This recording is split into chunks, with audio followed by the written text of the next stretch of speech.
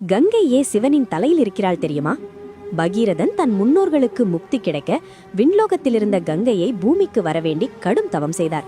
அவர் தவத்திற்கு மெச்சி கங்கையும் பூமிக்கு வர சம்மதித்தாள். ஆனால் நான் விண்ணிலிருந்து முழு வேகத்தில் சீறி பாய்ந்தால் அந்த வேகத்தை இந்த சிறு பூமி தாங்காது, சுக்குநூறாக அழிந்து விழும் என்று கர்வத்தோடு கொக்கரித்தாள் கங்கை தேவி. இதை கேட்டு தேவர்களும் முனிவர்களும் பயத்தில் நடுங்கினார்கள். அகங்காரத்தின் உச்சத்தில் பிரம்மாண்டமாக ஆக்ரோஷமாக விண்ணிலிருந்து பாய்ந்தாள் கங்கை. அப்போது உலகை காக்க கைலாயநாதன் எழுந்தார். கங்கை பூமியை தொடும் முன் அமைதியாக புன்னகைத்தபடி தன் ஜடாமிடியை விரித்தார் சிவபெருமான். கண்ணிமைக்கும் நேரத்தில் அவ்வளவு பெரிய ஆக்ரோஷமான கங்கையும் ஈசனின் விரிந்த முடிக்குள் ஒரு சிறு துளி போல சிக்கிக்கொண்டாள். வழி தெரியாமல் தவித்தாள். கங்கையின் அகங்காரம் சுக்குநூறாக உடைந்தது. தவறு உணர்ந்த கங்கை ஈசனை சரணடைந்தாள். அகங்காரம் அழிந்த கங்கையை தன் முடியிலிருந்து ஒரு சிறு தாரையாக மிகவும் மென்மையாக பூமிக்கு அளித்தார் பரமேஸ்வரன். எங்கும் அகங்காரம் அழியும், ஈசனின் கருணை தங்கும்.